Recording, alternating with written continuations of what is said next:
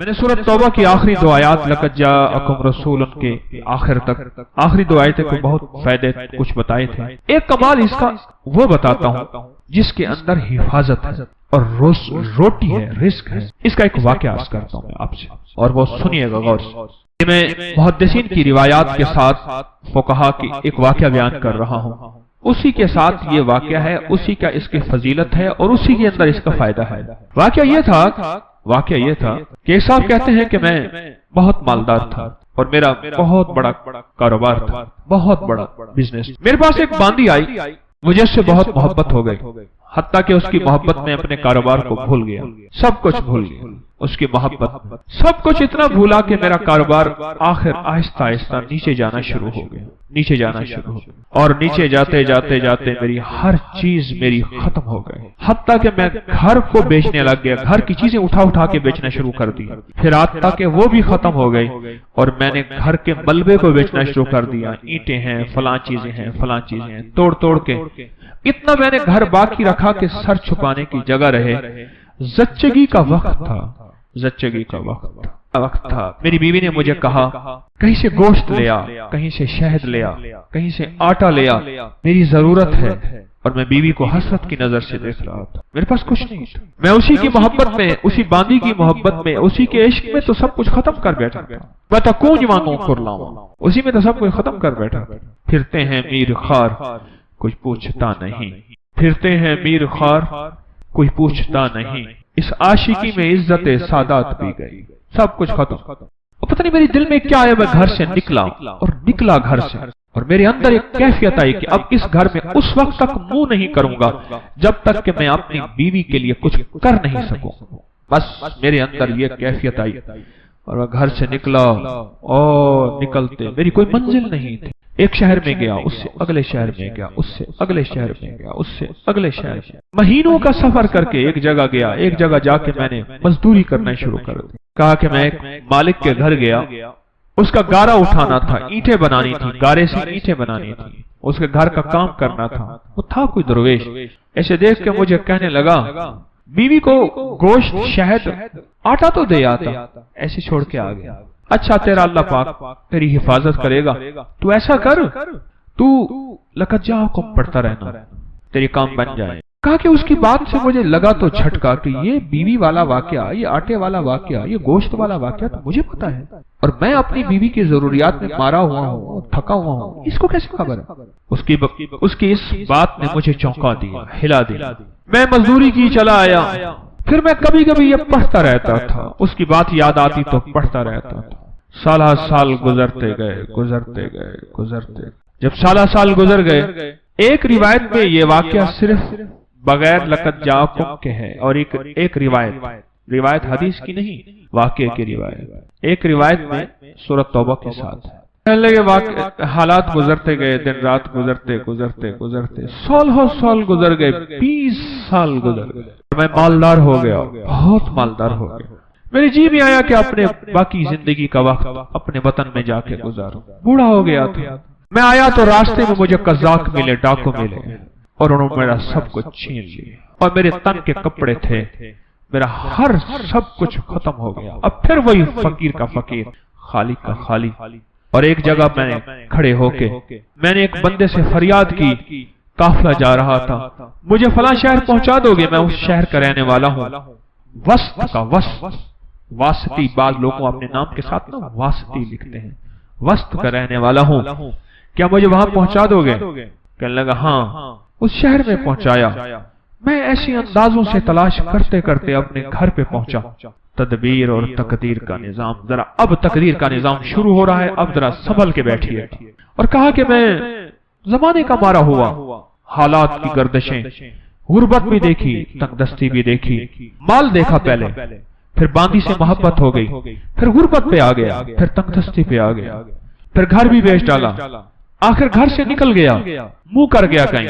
پھر میں نے مزدوریاں کی، پھر مالداری پہ آ گیا، پھر سارے مال کا نچوڑ آخر کار مجھ سے ڈاکوؤں نے، قزاقوں نے لوٹ لیا.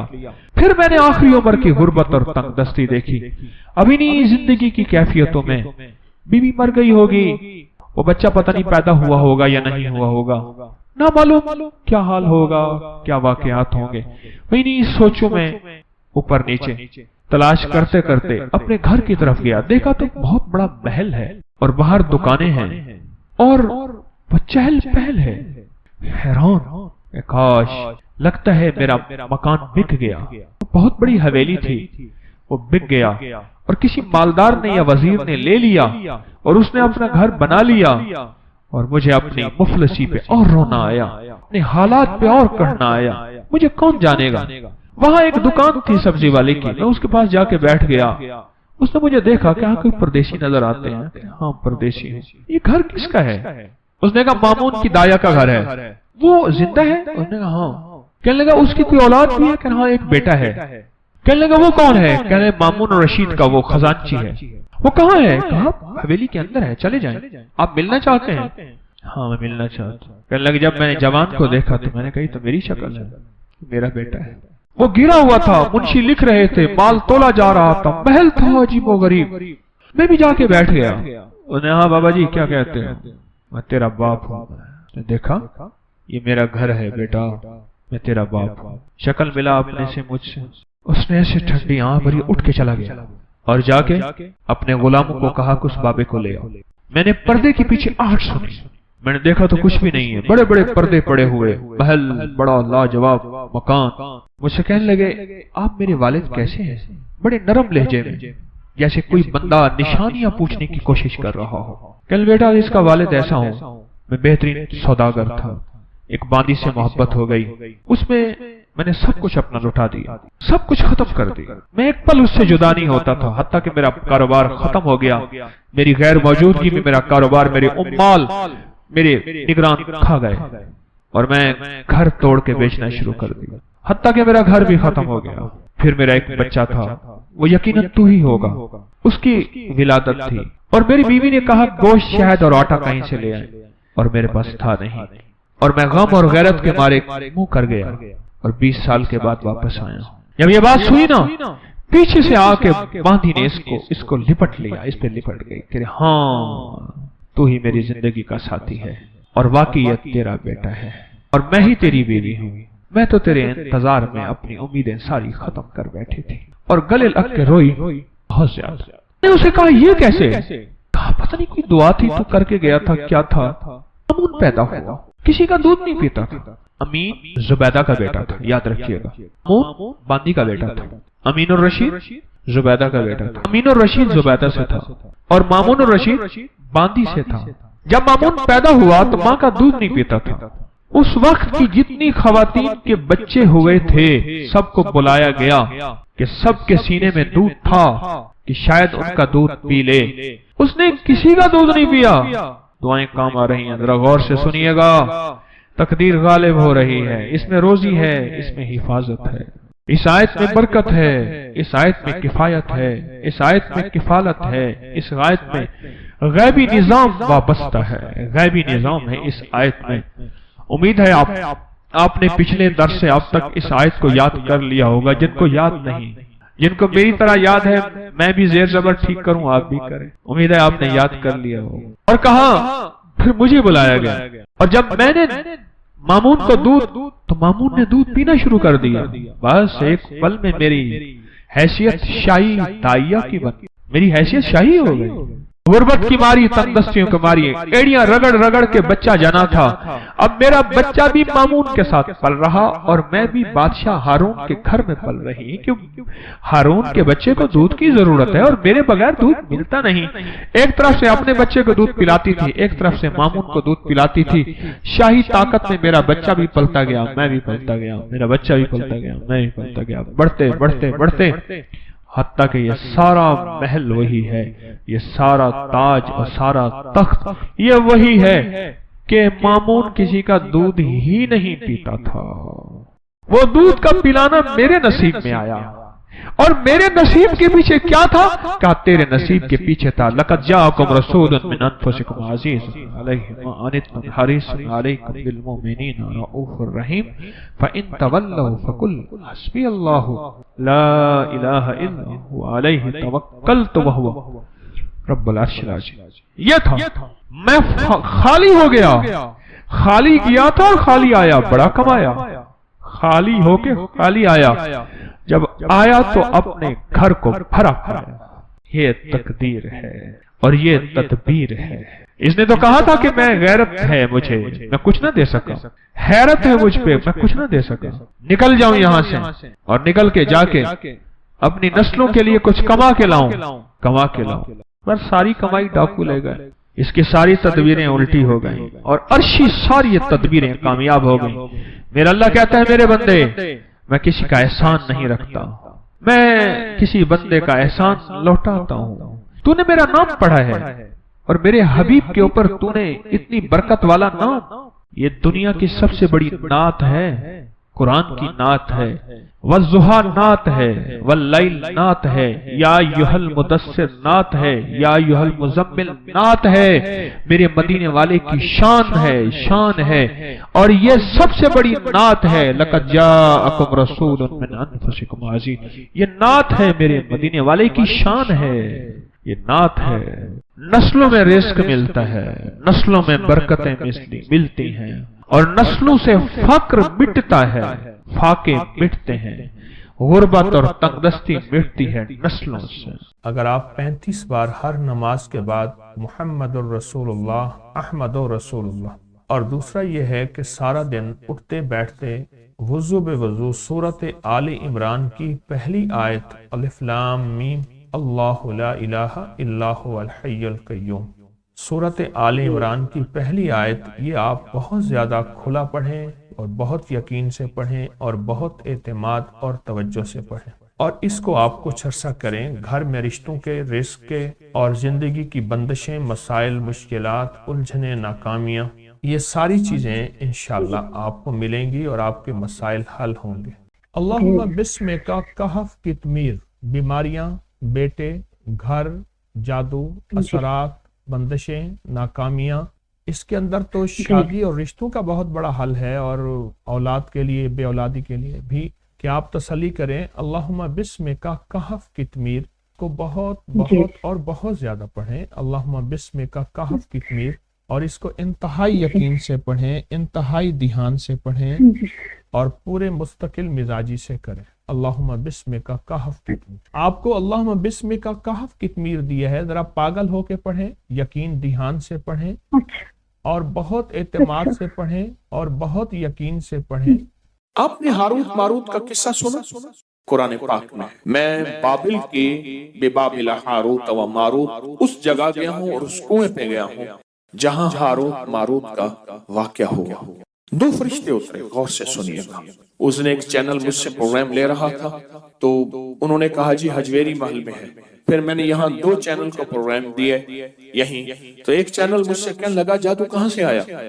آج آپ کو ہی بتا دوں جادو کی تاریخ۔ کہنے لگا آپ جادو کی تاریخ بتا سکتے ہیں کہاں سے آیا؟ میں نے کہا مصر سے آیا۔ کہہ رہے مصر سے کہاں سے آیا؟ میں نے کہا عرشوں سے آیا، آسمانوں سے آیا۔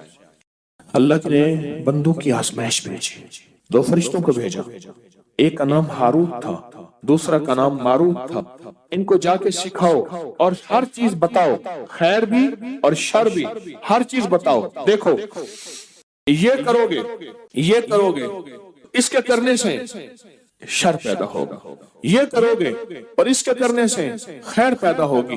اب یہ تمہاری مرضی ہے، جو خیر میں جھولیاں بھرو یا شر میں جھولیاں بھرو۔ وہ اللہ کی طرف سے آزمائش تھی، امتحان تھا، اور کوئی فیل ہو گئے اور کوئی پاس ہو گئے۔ یہ ہاروت ماروت نام جو ہے آج بھی، ہاروت ماروت نام آج بھی، اس سے شریر جنات اور کالے جادوگر اور کالا جادو ڈرتا ہے۔ جن کے ہاتھوں پہ یہ عمل لکھا جائے گا اللہ انہیں بخت دے گا، برکت دے گا، اور وہ ہاتھ کبھی خالی نہیں رہیں گے۔ ان ہاتھ کی لکیروں کے اندر اللہ پاک قسمت کی لکیریں، برکت کی لکیریں اور عطا کی لکیریں بھر دے گا۔ وہ لا علاج بیماریوں کے لیے جسم میں اندیکھی قوتیں، طاقتیں اثر کر رہی ہیں، ان کو ختم کرنے کے لیے جو جسم زنجیروں سے جکڑا ہوا ہے اس کو کی خلاصی کے لیے، اور یہ چند لمحوں کا عمل ابھی ہم کرنے والے ہیں۔ चंद लम्हों का अमल। कुरान में इन दो फरिश्तों का नाम मौजूद है और कुरान इन ताकतवर कुरान के अल्फाज हैं और ये ताकतवर अल्फाज हैं और अल्लाह ने इन ताकतवर अल्फाज को ताकत और रूहानी कुव्वत दी है और अल्लाह की रहमत से ताकतवर तरीन जिन्नात हो, जादू हो, नजर बद हो, कीना हो, बुग़्ज़ हो, हसद हो, काली चीजें हो, कोई दुश्मन का वार हो, इससे दूर होता है इन दोनों नामों के लिखने से जो अमल हम अभी कर रहे हैं। ये इज्तिमाई अमल है, इसका भी हदिया है।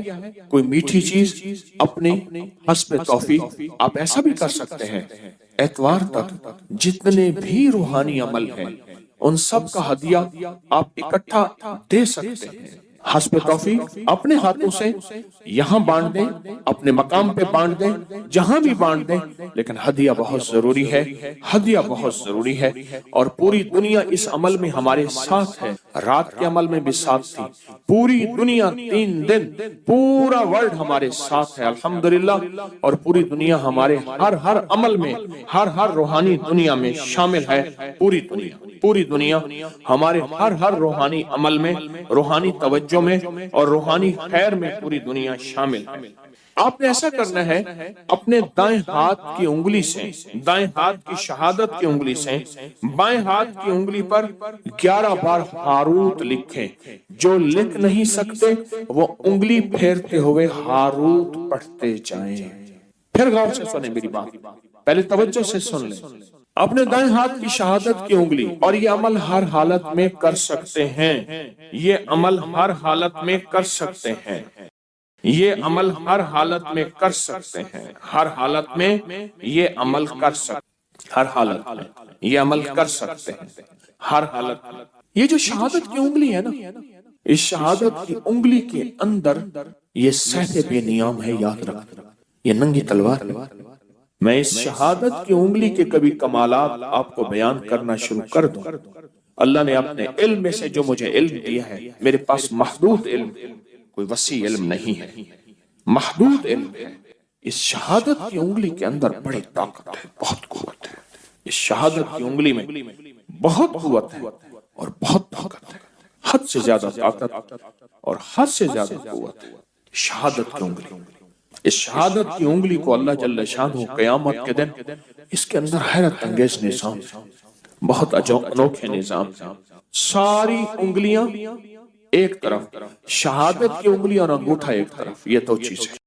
और फिर शहादत की उंगली को अगर अमल के साथ जादू के तोड़ के लिए इस्तेमाल किया जाए, बीमारियों के तोड़ के लिए इस्तेमाल किया जाए, जिन्नात, सिफली अमल और काली दुनिया, काली चीजों के लिए अगर इस्तेमाल की जाए इस शहादत की उंगली को, तो ये ऐसे है जैसे तलवार है। और ये तलवार नहीं है, ये शहादत की उंगली, ये तलवार नहीं है, ये सैफुल्लाह है, ये अल्लाह की तलवार है।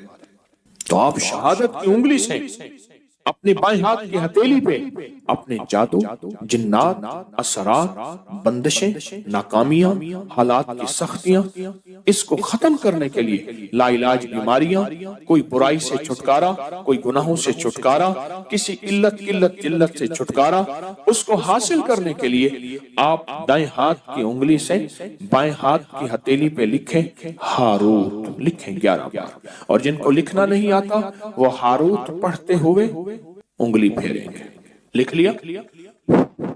अब आप अपनी हथेली पे फूंक मारे, अभी बदन पे नहीं फेरना, इसको बदन पे फिरवाना है अगले अमल के बाद। अब अपनी बाएं हाथ की उंगली से दाएं हाथ की हथेली पर मारूत लिखें, इसी तरह 11। अब मैंने दम भी कर दिया, अब दोनों हाथों पे फूंक मारे और फूंक मार के अपने बदन पे, सर पे, पूरे जिस्म पे, जहां तक, और सिर्फ अपने नहीं, अपनी नस्लों का, अपने घर वालों का, पूरे निजाम का, उन साथ आप तसव्वुर करेंगे। ये बहुत ताकतवर अमल आपने किया, बहुत ताकतवर अमल। देखिए कुरान पाक के अल्फाज हैं हारूत और मारूत, कुरान के अल्फाज हैं, और फिर इसके अंदर ताकत है, कुरानी ताकत है, इसके अंदर कुरानी कुव्वत है, इसके अंदर कुरानी निजाम है। आप सोच नहीं सकते। मैं सुबह शाम आपको रूहानी पैकेज कराऊंगा, जोहर के बाद महफिल होगी, बाकी सारा वक्त आपने दरूद पाक पढ़ना है, बाकी सारा वक्त अपने इनफरादी अमल करने हैं। باقی سارا وقت پتہ کیا کرنا ہے؟ خدمت بھی کرنی ہے اور اپنی نسلوں کے لیے رزق، وقت، مقدر، نصیب اور برکتیں بھی اللہ سے منوانی ہیں۔ کہیں انشاءاللہ۔